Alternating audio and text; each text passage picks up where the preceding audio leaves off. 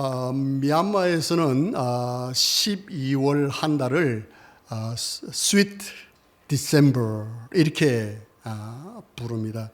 그 의미는 보통 때는 아무래도 불교 국가이기 때문에 교회 활동이 그렇게 활발하지 않고 또 믿는 사람들이 그렇게 활발하게 활동을 하기가 상당히 쉽지 않다, 그런 의미가 되죠.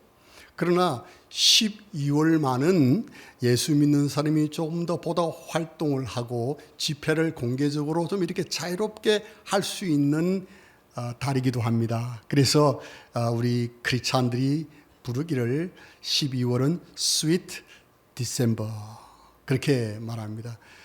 뿐만 아니라 이때는 그 어느 때보다도 선물을 주는 그런 일들이 많이 있습니다. 어려운 사람들에게 선물을 나누어지고 또 서로 선물을 나누는 그런 모습들이 12월에 많이 일어나고 있습니다. 특별히 이런 그 계절을 우리가 생각해 보면서 우리 믿는 사람에게는 특별히 잊을 수 없는 하나님의 말씀 구절이 있습니다. 그것은 요한복음 6장 23절에 있는 말씀입니다. 죄의 삭은 사망이지만은 하나님의 선물은 예수 그리스도 우리 주를 통해 얻는 영원한 생명이니라. 하나님의 선물은 예수님을 통해서 우리에게 주어지는 영원한 영생인 것입니다. 이것보다 이 세상에 중요한 선물이 어디 있습니까? 세상에 많은 종류의 선물이 있습니다. 물질적인 선물도 있을 것이고 또 정신적인 선물도 있겠지만은 그러나 무엇보다도 가장 우리에게 중요한 선물이 있다고 하면 그것은 독생하신 예수 그리스도를 통해서 우리에게 주어지는 구원의 영원한 선물이라고 하는 사실입니다. 이 선물은 참 어려운 게 아니고 너무나 쉬운 것입니다. 많은 분들은 구원을 어떤 행위로 좋은 일을 함으로써 받을 것이라고 생각하지만은 그러나 성경을 잘 읽어보면 구원은 이 선물은 그저 믿음으로 말미암아 주어진다고 하는 것을 우리가 알 수가 있습니다. 에베소서 2장 8절에 우리가 너무나 잘 아는 하나님 말씀입니다. 너희가 그 은혜를 인하여 믿음으로 말미암아 구원을 얻었나니 이것이 너희에게서 난 것이 아니고 하나님의 선물이라. 은혜로 말미암아 믿음으로 그저 주어지는 것. 이러한 구원을 여러분도 믿게 되었고 저도 믿게 됨으로 하나님의 자녀가 된 것입니다. 그러므로 오늘 이 시간에는 특별히 이제 성탄 주일이라고 해서 저희들은 물론 어떤 날을 이렇게 12월 25일 성탄절 날 이렇게 해서 지키지는 않지만 분명한 것은 예수 그리스도께서 우리를 구원하시기 위해서 이 땅에 오신 것이 분명하기 때문에 우리는 이 기회를 통해서 진정한 선물이 누구인가? 예수 그리스도라고 하는 것을 증거하는 것입니다. 그래서 첫 번째로 저는 여러분들과 나누고 싶은 것은 구원의 선물을 받은 사람들은 참 복된 사람들이다. 저도 복되고 여러분들도 복된 분이라는 것을 여러분 우리는 다 인정합니다. 아멘. 구원을 선물로 받았기 때문에 그렇습니다. 다시 한번 읽습니다. 하나님이 세상을 이처럼 사랑하사 자신의 독생자를 주셨으니 이것은 누구든지 그를 믿는 자는 멸망치 않고 영존하는 생명을 얻게 하려 하심이라. 얼마나 놀라운 말씀입니까? 이것이 지식적으로 우리에게 다가옵니까? 아닙니다. 이 말씀은 진리입니다. 누구든지 믿는 자에게는 영존하는 영원한 생명을 우리에게 준다고 성경은 우리에게 약속하고 있습니다. 이 하나님의 말씀 가운데 가장 중요한 한 구절을 뽑으라고 한다면 요한복음 3장 16절 아니겠습니까?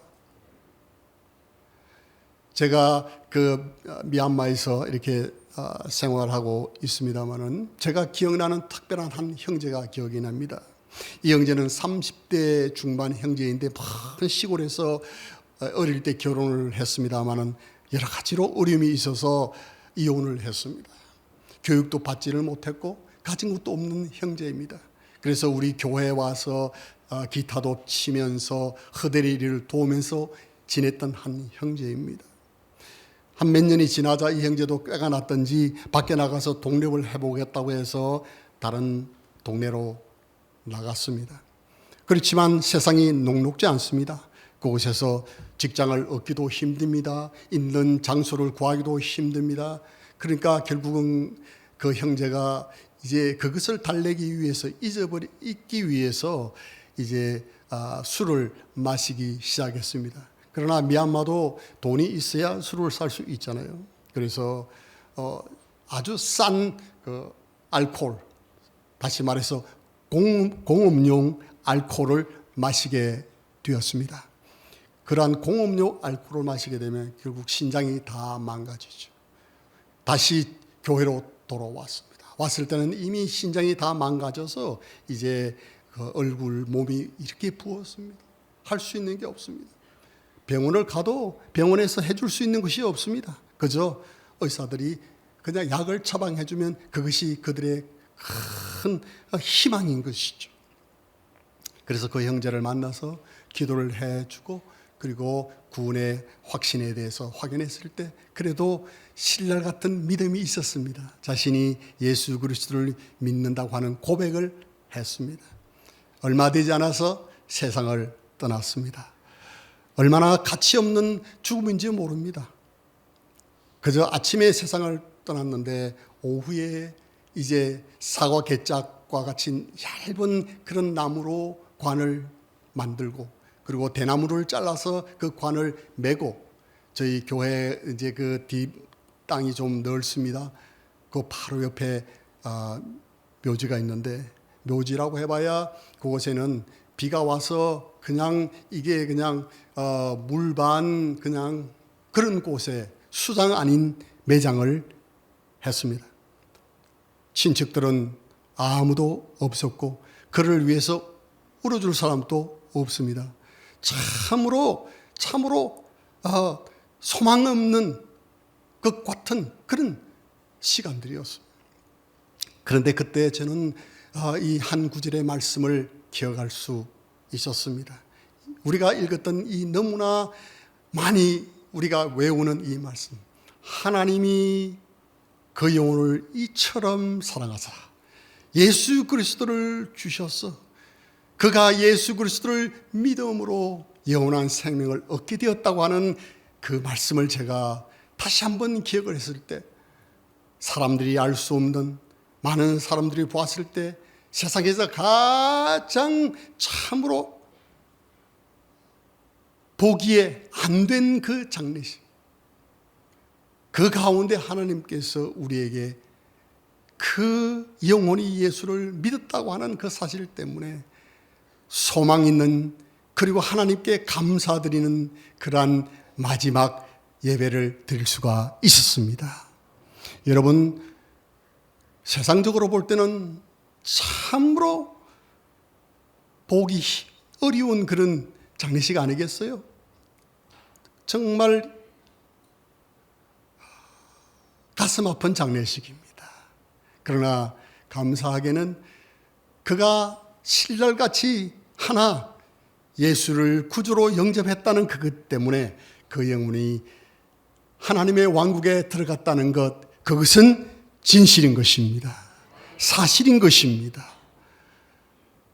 이러한 구원의 역사가 우리 믿는 모든 사람에게 이루어졌다고 하는 것이 얼마나 감사한지 모르겠습니다. 오늘 여기에 본문을 보게 되면은 우리가 다 읽지는 않지만은 예수님께서 출생할 때에 그 등장하는 두 종류의 사람이 있습니다. 첫 번째로는 누구이냐면은 그 마태복음 2장 1절에서 12절까지 잘 읽어보면 동쪽으로부터 온 지혜자들이 있습니다. 다시 말해서 동방 박사들이 동쪽으로부터 왔다라고 그렇게 기록을 하고 있습니다. 이 동방 박사들은 그 당시에 천체 별을 연구하는 사람들입니다. 별을 통해서 나라의 흥망성쇠를 예측하기도 하는 그런 지혜자들이었습니다. 다니엘서 5장 11절에 보면 이렇게 말합니다. 이런 사람들을 말해서 별을 살피는 자들이라 이렇게 말하고 있습니다. 그런데 우리가 한 가지 의문이 있는데 이 동방 박사들이 별을 따라서 예수님께서 탄생하신 곳으로 왔다는 이야기입니다. 이게 좀 이상하지 않습니까? 그들이 있었던 곳은 바벨론, 그리고 페르시아, 그 다음에 메대와 바사, 오늘날에는 이라크, 이란이 있는 지역인데 이방 종교가 성행한 곳인데 그곳에서 어떻게 동방 박사들이, 지혜자들이 그 별을 보고 예루살렘까지, 베들레헴까지 올 수가 있었을까요? 우리가 유추해 볼 수 있는 것이 하나 있어요. 뭡니까? 성경 구약의 다니엘서를 보면 다니엘은 유대인으로서 포로 신분으로서 바벨론에서 생활을 했습니다. 비록 그가 바벨론에서 포로로 생활을 했지만 그는 참으로 하나님을 경외하는 사람으로서 그는 결국은 총리의 신분에까지 오르게 되는데 바벨론은 이제 무너졌지만은 페르시아 그 제국에서 그는 다시 높은 고관의 직에 일을 했고 왕을 섬겼고 그리고 페르시아가 무너지고 메대와 바사국이 일어났지만 그때도 그는 그 나라의 여러 가지 일을 위해서 봉사하였던 지도자입니다. 그러니까 그는 당대에 비록 포로로 잡혀갔던 사람이지만 위대한 하나님을 경외하는 지도자로서 소문이 자자했던 것입니다. 저 사람이 믿는 하나님이 누구인지를 많은 고관들과 많은 지도자들은 알고 있었던 것입니다. 그리고 그가 믿는 하나님에 대해서 관심을 갖게 되었겠죠. 그래서 성경에 보면은 민수기 24장 17절 이하에 보면 이런 말씀이 있습니다. 야곱에게서 한 별이 나오며 이스라엘에게서 한 홀이 일어나서, 이런 말씀이 있습니다. 야곱에게서 한 별이 나온다. 제가 추측컨대는 별을 연구하는 사람들아 이 말씀의 의미를 이들은 알고 있지 않았겠는가, 그런 생각을 해보는 겁니다. 어쨌든 이들이 그 별을 따라서 왔습니다. 자, 여기서 예루살렘까지 왔는데 이 별이 사라졌습니다. 그래서 왕을 만납니다. 왕을 만나서 말합니다. 유대인의 왕이 어디에 계시니 우리가 경배하러 왔다라고 말합니다. 여러분, 아무나 왕을 만나는 거 아니죠? 서민들은 왕을 만날 수도 없고 왕궁의 입구까지 입구 문 안에도 들어갈 수 없는 존재들입니다. 그런데 여기에 지혜자들은, 동방 박사들은 왕을 만나는 것을 보게 됩니다. 이런 것을 보아서 이 동방 박사, 이 지혜자들은 당대에 아주 높은 하나의 고관직인 사람들인 것을 추측할 수가 있습니다. 이 사람들은 막강한 권력을 가지고 있는 사람이다 하는 것을 우리가 생각할 수 있습니다. 그리고 이제 여차여차해서 베들레헴까지 가게 되는데 베들레헴에서 아기 예수를 만나고 아기 예수를 경배하고 그리고 아기 예수를 위해서 보배합을 열어서 무엇을 드립니까? 황금과 유황과 모래가를 드립니다. 이것은 영적으로는 많은 의미들이 물론 있습니다. 그러나 실제적으로 그들은 황금과 유황과 모략을 드렸습니다. 그래서 어떤 분들은 이 동방 박사들이 세 사람이 와서 이렇게 드렸을 것이다 이렇게 생각하지만 성경을 아무리 읽어봐도 세 사람이 왔다는 기록은 있어요, 없어요? 없습니다. 보통 장거리 여행을 할 때는 이렇게 몇 사람이 다니지를 않잖아요. 큰 무리를 이루어서 수십 명이 무리를 이루어서 도적을 이길 만큼의 그런 힘을 만들고 준비를 하고 여행을 합니다. 특별히 여기에 보배합을 열어, 보배합이 보석함 아니겠어요? 이 보석함을 가져오는데 세 사람이 어떻게 그걸 가져와요? 그렇지 않습니다. 하여튼 이들이 보통 사람이 아닌 것을 볼 수 있습니다. 첫째로 지위가 높은 사람들이에요. 그리고 아주 재정적으로 아주 여유가 있는 사람들이에요.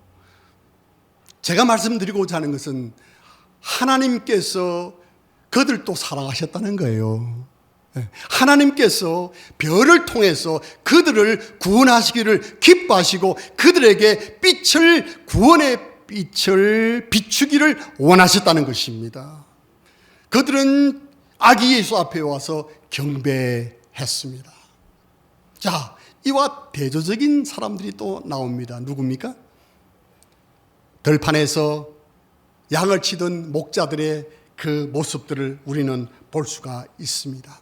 누가복음 2장 8절에서 20절을 쭉 읽어보면 이들이 들판에서 양들을 치고 있을 때 밤에 천사들이 그들에게 나타나면서 구원의 기쁜 소식을 전하고 있습니다.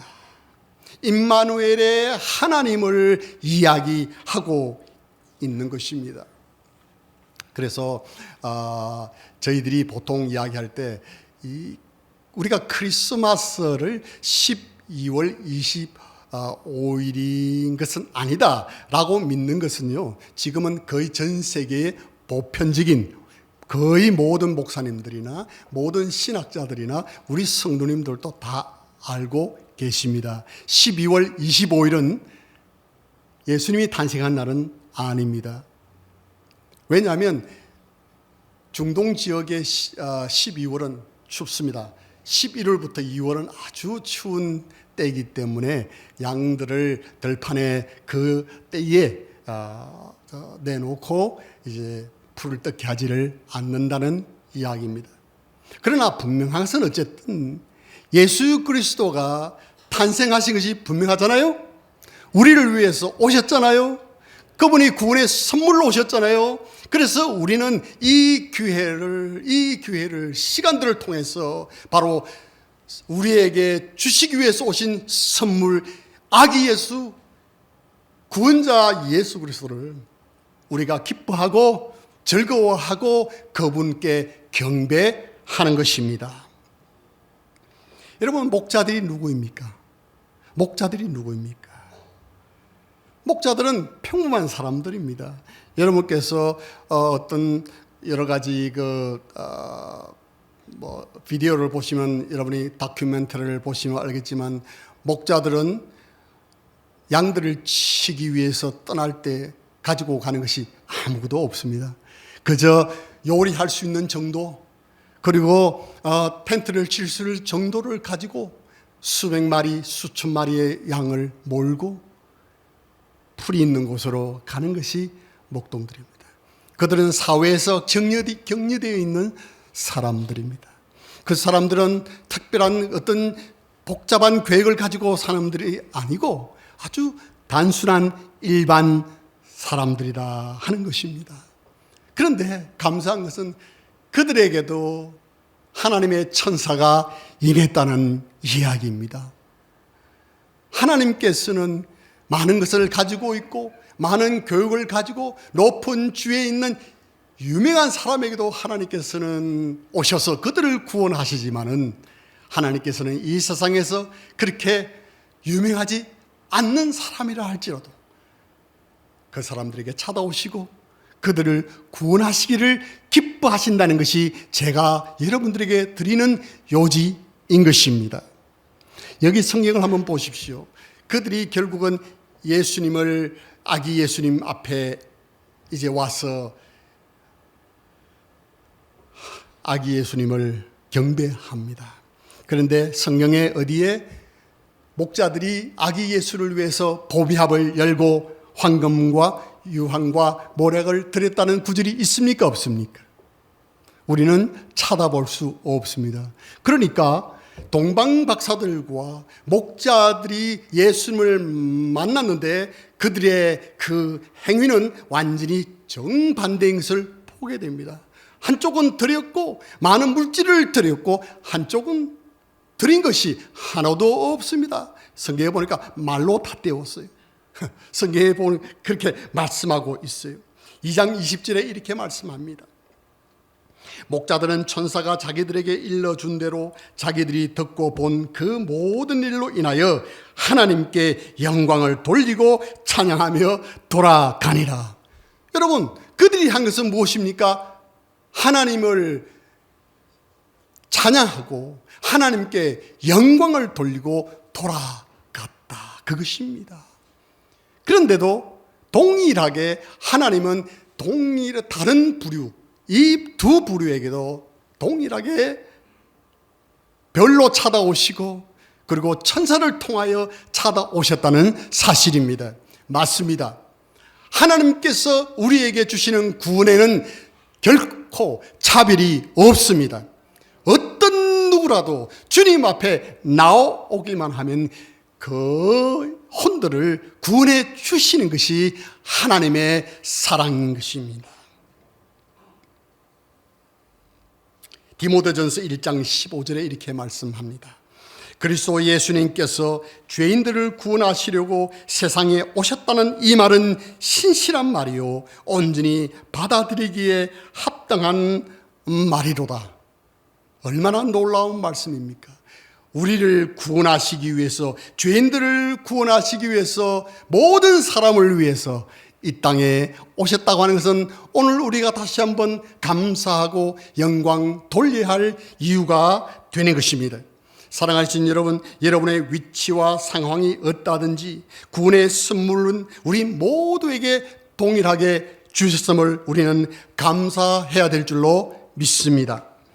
두 번째로 이 구원의 선물을 우리가 은혜로 받는데 그 구원의 선물을 거절한 사람도 있음을 우리는 보게 됩니다.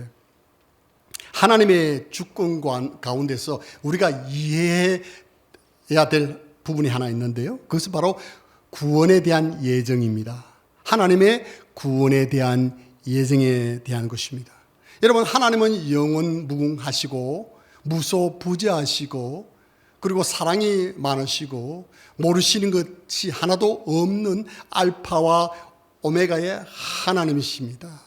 하나님이 원하시면 하시지 못하는 것이 없습니다.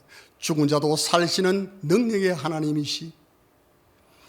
그런데 그럼에도 불구하고 하나님께서는 우리를 로봇처럼 구원받을 사람 그리고 구원받지 않을 사람을 구분하지는 않으십니다.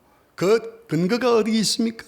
우리가 조금 전에 읽었습니다. 요한복음 3장 16절에 누구든지 이는 저를 믿는 자마다 멸망치 않고 영존하는 생명을 얻었다. 여러분, 누구든지 믿는 자마다, 이것이 성경이 우리에게 주는 놀라운 구원의 핵심 원리가 되는 것입니다. 다시 말해서 하나님은 구원받을 자와 구원받지 않을 자를 정하지 아니하셨다는 것입니다. 우리가 하나님을 믿기로 결정하면 하나님은 우리를 구원하시기로 예정하십니다. 믿으십니까? 우리가 복음을 거절하면 하나님께서는 우리를 구원하지 않기로 예정하십니다. 어떻게 합니까? 성경 요한복음 3장 36절을 한번 보시기를 바랍니다. 3장 36절에 말하기를 아들을 믿는 자에게는 영존하는 생명이 있고, 여러분 영존하는 생명이 있으십니까? 믿으십니까? 왜요? 아들을 믿기 때문에 그렇습니다. 아들을 믿지 않는 자는 생명을 보지 못하며 도리어 하나님의 진노가 그 위에 머물러 있느니라. 여러분이 왜 생명이 없는 줄 압니까? 한 가지입니다. 아들 예수 그리스도를 믿지 않기 때문인 겁니다. 너무나 쉬운 것 아니겠어요? 하나님은 그래서 지금 또 한 사람도 멸망키를 원치 아니하시기 때문에 천년이 하루같이, 하루가 천년같이 우리 모든 세상의 사람들이 주님께 나오기를 지금 또 기다리고 계시는 거예요. 이것이 바로 하나님의 뜻인 거예요. 미리 누구는 구원받고 구원받지 않을 그것이 아니라 지금 또 하나님께서는 한 영혼이라도 더 구원받기를 원하시기 때문에 기다리고 계십니다. 베드로후서 3장 8, 9절입니다. 그러나 사랑하는 자들아, 주께서는 하루가 천년 같고 천년이 하루 같다는 이 한 가지 사실에 대하여 무지한 자가 되지 말라. 주께서는 자신의 약속에 대해서 어떤 사람들이 더디다고 생각하는 것 같이 더디지 아니하시며 오직 우리를 향하여 오래 참으사 아무도 멸망하지 않고 모두 회개에 이르기를 원하시느니라. 우리를 향해서 오래 참고 계신다고 성경은 말하고 있습니다. 왜요? 아무도 멸망치 않고 여기 안에 있는 한 분이라도 아무도 멸망치 않고 영생 회개에 이르기를 원하기 때문에 우리 주님이 지금도 기다리고 계시는 것입니다. 여러분, 이 성경 말씀에 여기에 구원의 선물을 받지 못한 사람들이 나타나고 있습니다. 누굽니까? 헤롯 왕과 그리고 누굽니까? 수제사장들과 그리고 서기관들입니다. 여러분, 헤롯 왕이 여기 선지자들 서기관들에게 말합니다. 유대인의 왕이 어디에 나느냐? 빨리 알아보라고 재촉을 하잖아요. 그때 서기관들이 빠삭하죠. 하나님 말씀 빠삭하죠. 그들은 하나님 말씀을 완전히 외우는 사람들 아니겠어요? 빨리 하나님 말씀을 찾았습니다. 어디입니까? 미가서 5장 2절에 있는 말씀을 찾았습니다. 마태복음 2장 6절에 이렇게 말씀합니다.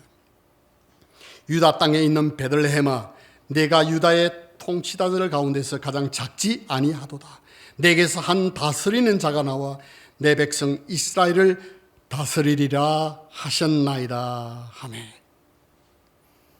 여러분, 얼마나 빠릅니까? 얼마나 박식합니까? 그들은 성경 박사들입니다. 그들은 성경 박사학위를 몇 개씩 가지고 있는 그런 사람이라고 말할 수 있습니다.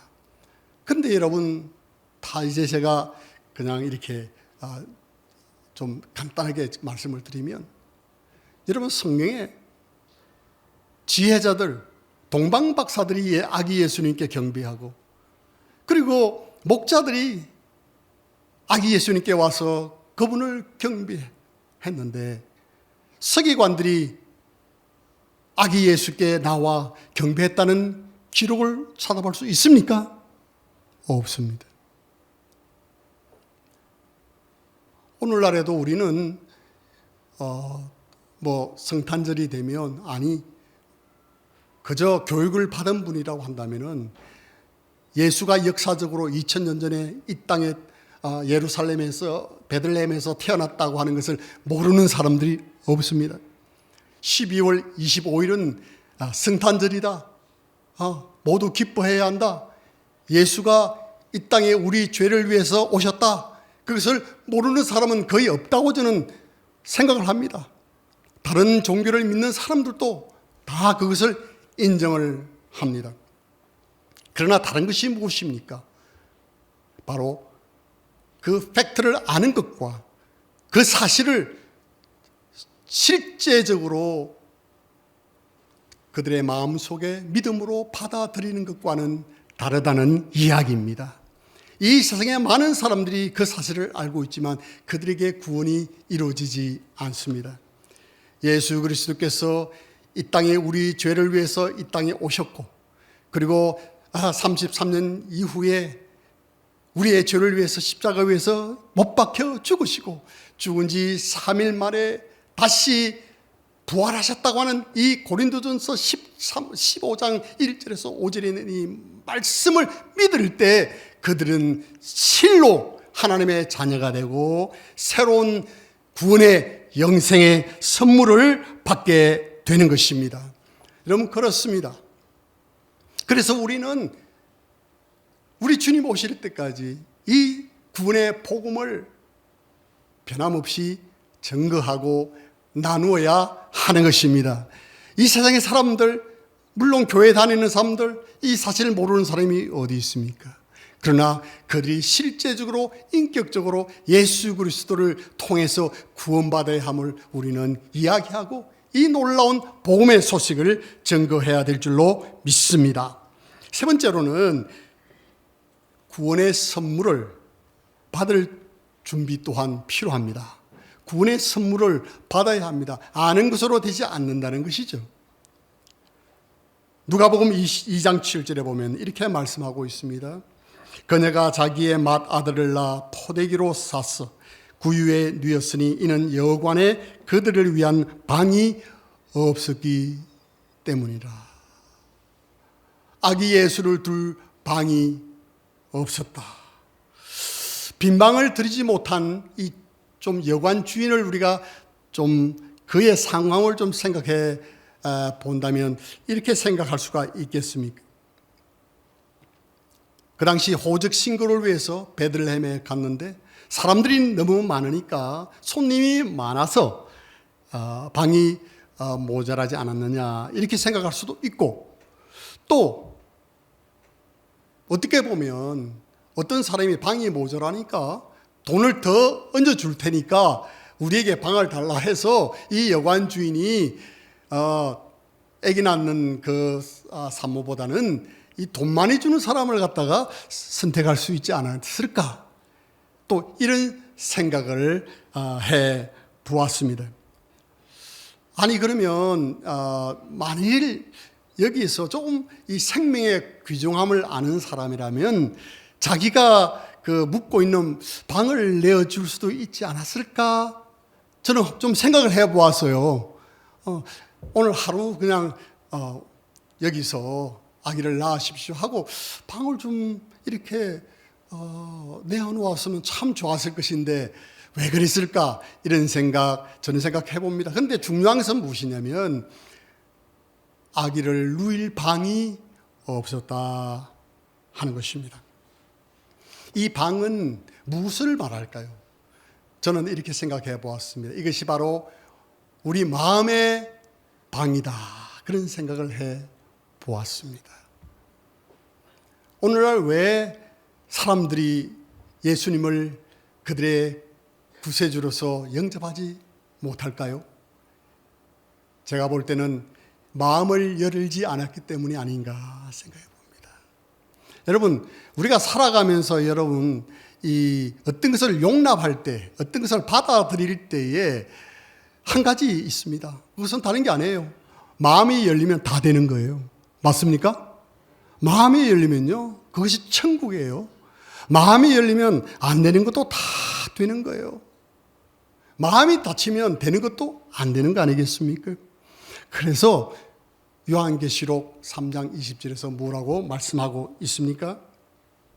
볼지어다 내가 문 밖에 서서 문을 두드리노니 누구든지 내 음성을 듣고 문을 열면 나는 그에게로 들어가서 그로 더불어 먹고 그는 나로 더불어 먹을 것이다.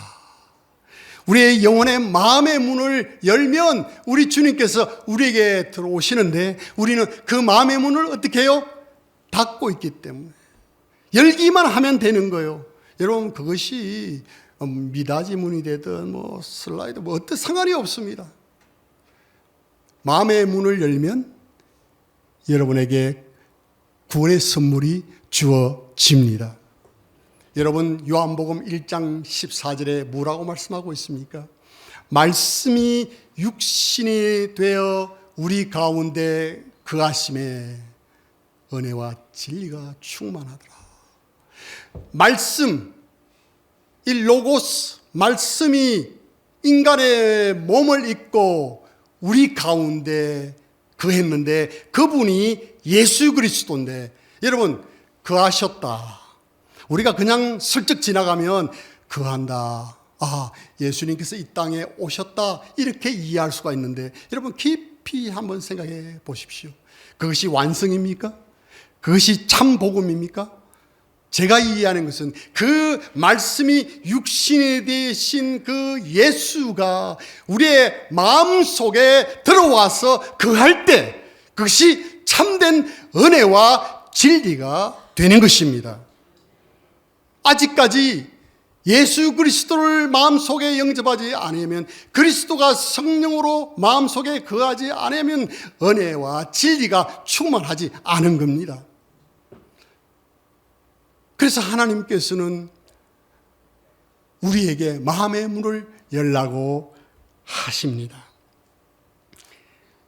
여러분의 마음을 열어보시기를 바랍니다. 너무 쉽습니다.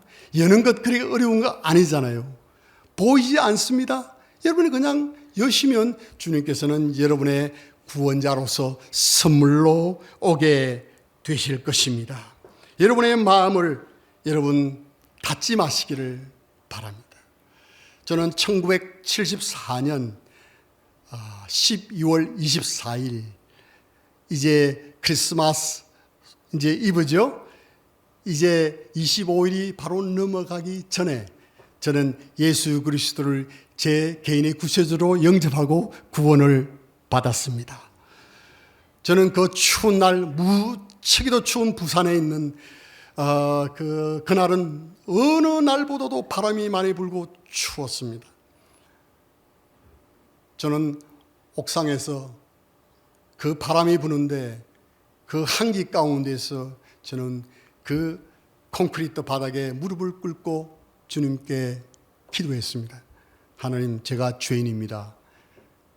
그리스도께서 저를 위해서 이 땅에 오시고 저를 위해서 십자가 위에서 죽으시고 부활하신 것을 저는 믿습니다. 제 마음에 오시고 저를 구원해 주십시오. 12월 24일 날 저는 그 예수님을 제 개인의 구세주로 믿고 결심하신 것이 지금 또 이렇게 그 필름이 돌아가는 것처럼 예수님을 믿고 그 계단을 옥상이니까 내려오는데 저는 얼마나, 제가 경험은 다 다르지만 저는 날아가는 것 같았습니다. 잘못했으면 제가 거기서 떨어질 뻔했어요. 얼마나 그 감동과 감격이 있었는지. 단 한 가지입니다. 제 마음의 문을 열고 그리스도를 영접했을 때 그때 구원은 이루어졌습니다.